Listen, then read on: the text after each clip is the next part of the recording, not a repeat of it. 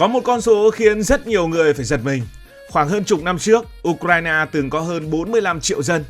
Đây là một trong những quốc gia đông dân nhất châu Âu, đông hơn cả Ba Lan, gần bằng Tây Ban Nha thời đó. Kiev từng là một đại đô thị khổng lồ của Đông Âu. Các thành phố công nghiệp miền Đông như là Kharkov, Donetsk, Dnipro hay là Mariupol từng đông đúc với những khu chung cư Liên Xô kéo dài tưởng như bất tận.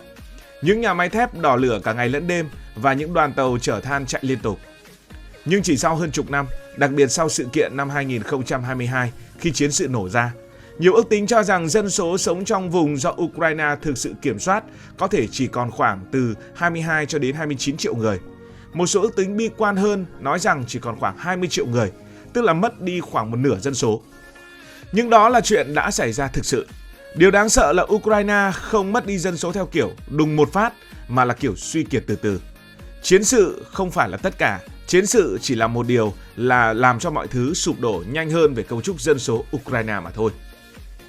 Thực tế, xu hướng giảm dân số của Ukraine đã xuất hiện từ trước. Nhiều người nghĩ rằng Ukraine chỉ bắt đầu khủng hoảng dân số sau năm 2022, nhưng mà thực ra vấn đề đã bắt đầu từ khi Liên Xô sụp đổ vào năm 1991. Nhiều người rời khỏi Ukraine. Thời Liên Xô, Ukraine là một trong những trung tâm quan trọng nhất của khối Xô Viết.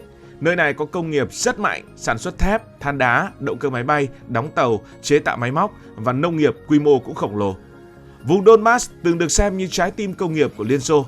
Đất của Ukraine là đất đen, rất màu mỡ, nổi tiếng đến mức có câu nói rằng chỉ cần cắm cái que xuống đất nó cũng mọc thành cái cây. Nhưng khi Liên Xô sụp đổ, toàn bộ hệ thống kinh tế kế hoạch gần như tan rã chỉ trong một thời gian ngắn.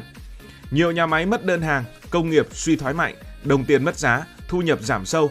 Rất nhiều người Ukraine bắt đầu tìm cách ra nước ngoài để kiếm tiền. Người thì sang Ba Lan làm công nhân, người thì sang Italia làm điều dưỡng, người thì sang Đức làm lao động phổ thông, người khác thì lại sang Nga vì còn dùng được tiếng Nga và nơi này cũng dễ thích nghi hơn. Vậy là trong suốt hơn 30 năm, Ukraine gần như sống trong tình trạng chảy máu dân số liên tục. Và điều nguy hiểm nhất đó là nhóm ra đi lại là những người trong độ tuổi lao động. Họ thường là những thanh niên, lao động khỏe mạnh, những người có học. Một đất nước mất người trẻ suốt nhiều thập kỷ sẽ giống như một cái cây bị chặt dần phần rễ. Bên ngoài có thể còn đứng được, nhưng sức sống bên trong sẽ ngày càng yếu đi. Giờ hãy nói về sự kiện năm 2022 ảnh hưởng đến dân số Ukraine như thế nào, thì nó cũng liên quan đến địa lý. Bởi vì chúng ta thấy Ukraine là một quốc gia rất đặc biệt về mặt địa lý. Nước này nằm đúng vị trí giao nhau giữa Đông Âu, Nga và Biển Đen. Đây là cửa ngõ giữa châu Âu và vùng thảo nguyên Á Âu rộng lớn. Vấn đề là phần lớn lãnh thổ Ukraine lại cực kỳ bằng phẳng, đồng bằng kéo dài hàng nghìn cây số, rất ít núi lớn che chắn và không có địa hình hiểm trở. Điều này giúp Ukraine trong thời bình trở thành một cường quốc nông nghiệp bởi vì đất rộng, dễ cơ giới hóa và canh tác quy mô khổng lồ. Nhưng trong thời kỳ có xung đột, địa hình bằng phẳng lại là một cơn ác mộng. Xe tăng, pháo binh, cơ giới hóa và tên lửa có thể di chuyển rất nhanh trên một vùng đất như vậy. Đó là lý do trong lịch sử, Ukraine gần như luôn là chiến trường của châu Âu. Từ đế quốc Nga, Ba Lan, Ottoman cho đến Thế chiến thứ hai, rất nhiều cuộc chiến lớn từng đi qua nơi này. Và khi chiến sự hiện đại nổ ra, cái địa lý mở toang ấy khiến hàng triệu người cảm thấy không còn nơi nào thực sự an toàn. Và đó là lúc dòng người bắt đầu rời đi. Sự kiện năm 2022 đã tạo ra làn sóng di cư khổng lồ. Khi chiến sự bùng nổ vào năm này, điều đầu tiên xảy ra không chỉ là tiếng súng, mà là dòng người khổng lồ rời khỏi Ukraine. Có lẽ bạn đã nhìn thấy hình ảnh các ga tàu ở Kiev đông nghẹt người, biên giới với Ba Lan ùn tắc hàng cây số, phụ nữ dắt con nhỏ đi bộ giữa trời lạnh. Có gia đình chia làm hai nửa, đàn ông ở lại nhập ngũ hoặc lao động, còn phụ nữ và trẻ em thì đi ra nước ngoài. Ban đầu rất nhiều người nghĩ rằng họ chỉ đi vài tuần rồi sẽ quay về. Nhưng mà chiến sự kéo dài hết tháng này đến năm khác. Dần dần thì những đứa trẻ Ukraine bắt đầu học ở trường châu Âu. Không còn nói tiếng bản địa nữa mà nói tiếng Ba Lan, tiếng Đức hoặc tiếng Anh. Người lớn tìm được việc làm mới, cuộc sống mới bắt đầu hình thành và ở càng lâu thì người ta lại càng không muốn quay về. Đây mới là điều khiến các nhà nhân khẩu học lo sợ nhất, vì những người rời đi chủ yếu là phụ nữ và trẻ em, tức là thế hệ sẽ sinh ra tương lai cho Ukraine sau này. Không có phụ nữ thì làm sao mà sinh được con, mà trẻ em lớn lên lại lớn lên ở nước khác thì sao? Một quốc gia có thể xây lại nhà cửa sau chiến sự, nhưng rất khó để kéo hàng triệu gia đình quay về sau khi họ đã bắt đầu cuộc sống mới ở nơi khác, mà nơi đó lại thường tốt hơn chính Ukraine. Thế là có những hình ảnh đã xuất hiện, có những thành phố ở Ukraine giờ nhìn giống như bước ra từ những bộ phim thời hậu chiến. Mariupol là một ví dụ điển hình. Nhiều khu dân cư đã không còn tồn tại nữa, dân số giảm mạnh. Ngay cả những nơi không bị bom đạn tàn phá trực tiếp cũng teo lại về mặt dân số. Nhiều thanh niên thì nhập ngũ, nhiều doanh nghiệp thì đóng cửa, kinh tế suy giảm và người trẻ lại tiếp tục rời đi. Một hiện tượng diễn ra rất mạnh đó là già hóa ở nông thôn. Có những ngôi làng mà người ở lại chủ yếu là người già, trường học phải đóng cửa vì không đủ học sinh. Có những nơi chỉ còn vài đứa trẻ ở trong làng. Điều này cực kỳ nguy hiểm vì khi trường học, bệnh viện và dịch vụ công bắt đầu đóng cửa, càng nhiều người sẽ tiếp tục bỏ đi. Nó giống như một hiệu ứng domino. Thành phố bị phá hủy có thể xây lại, nhưng khi cả một thế hệ trẻ biến mất khỏi một vùng đất, việc hồi sinh nơi đó sẽ trở nên khó khăn hơn rất nhiều.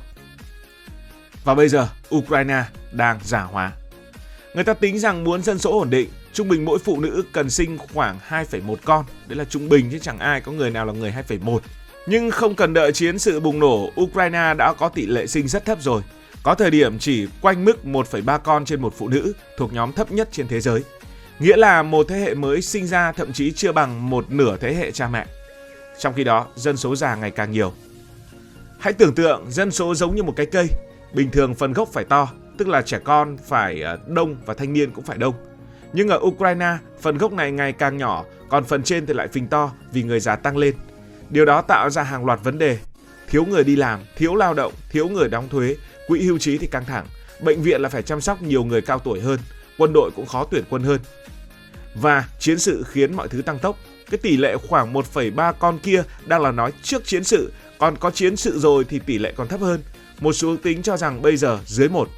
Một số lượng lớn nam giới trẻ tuổi bị thương vong hoặc bị ảnh hưởng tâm lý sau chiến sự. Nhiều gia đình hoãn chuyện sinh con vì tương lai bất ổn. Khi người trẻ không còn niềm tin vào ngày mai, tỷ lệ sinh thường sẽ giảm rất mạnh. Thế thì vì sao người Ukraine không muốn sinh con? Có lẽ câu trả lời là hơi dễ. Nó không chỉ đơn giản là vấn đề tiền bạc, nó là câu chuyện tâm lý kéo dài nhiều năm. Khi một quốc gia liên tục bất ổn, người trẻ sẽ có cảm giác rằng tương lai của mình quá mờ mịt. Nhà cửa còn chưa chắc an toàn, nói gì đến chuyện con cái. Công việc không ổn định, nói gì đến chuyện kết hôn. Kinh tế còn khó khăn, nói gì đến chuyện nuôi trẻ con. Và không biết mọi thứ trong tương lai sẽ như thế nào. Tất cả những thứ đó khiến nhiều nam thanh nữ tú, khiến nhiều cặp đôi Ukraine không dám sinh con hoặc thậm chí chỉ sinh một con. Điều thú vị là hiện tượng này không chỉ xảy ra ở những nơi phức tạp như Ukraine mà đang xảy ra ở rất nhiều nước khác. Nhưng ở Ukraine thì nặng nề hơn nhiều bởi vì vừa nghèo hơn Tây Âu lại vừa chịu cảnh chiến sự. Một phụ nữ Ukraine trẻ đang sống ở Đức hay Ba Lan nếu đã có việc làm ổn định, con học trường châu Âu và cuộc sống an toàn thì khả năng quay trở lại Ukraine để sinh con cũng là rất thấp. Nghĩa là Ukraine không chỉ mất đi người phụ nữ kia, không chỉ mất người dân tạm thời mà có nguy cơ mất luôn cả thế hệ tương lai. Thật ra thì nhìn rộng hơn, ở Đông Âu cũng đã trải qua khủng hoảng dân số suốt nhiều năm nay. Các nước như là Bulgaria, Latvia, Litva hay là Romania đều từng mất dân mạnh vì người trẻ sang Tây Âu làm việc. Có những làng quê ở Đông Âu giờ vắng tới mức nhìn như là thị trấn bỏ hoang. Nhưng Ukraine là trường hợp đặc biệt bởi vì mọi thứ xảy ra cùng lúc. Vừa mất dân kiểu Đông Âu truyền thống, tức là vừa có người di cư, vừa chịu cảnh chiến sự quy mô lớn, vừa mất cả hạ tầng và kinh tế. Nó giống như một người vốn đã yếu sẵn, giờ lại gặp thêm một cơn ốm nữa. Điều đáng chú ý, họ từng là một quốc gia có tiềm năng cực lớn, đất đai màu mỡ hàng đầu thế giới, công nghiệp đã từng rất mạnh, những thứ khác cũng đã từng rất phát triển. Thế nhưng Ukraine không thể duy trì điều đó. Hiện tại, thứ nước này thiếu lại chính là con người. Trong tương lai, dân số của Ukraine có lẽ sẽ tiếp tục giảm. Và muốn phục hồi dân số có lẽ họ có thể mất đến hàng chục năm, thậm chí là không bao giờ quay lại được mức như cũ. Bởi phục hồi nhà cửa dễ hơn nhiều so với phục hồi niềm tin. Một thành phố có thể xây lại trong chục năm, nhưng để một gia đình quyết định sinh con và quay trở về quê hương lại là một câu chuyện hoàn toàn khác. Như vậy, cuộc chiến lớn nhất của Ukraine có lẽ là cuộc chiến giữ được người, chứ không phải là liên quan đến súng đạn gì cả. Trong thế giới hiện đại, sức mạnh quốc gia không chỉ nằm ở xe tăng, tên lửa, tàu chiến, mà còn nằm ở vô số những người trẻ. Một quốc gia thiếu người trẻ sẽ thiếu công nhân, kỹ sư, bác sĩ, giáo viên và cả binh lính. Đó có lẽ mới là cuộc chiến khó nhất của Ukraine vào lúc này. Cảm ơn vì đã quan tâm theo dõi câu chuyện này. Cảm ơn các bạn đã dành sự đồng hành cùng Hải Thanh Story. Đi qua những vùng đất, khám phá những điều mới.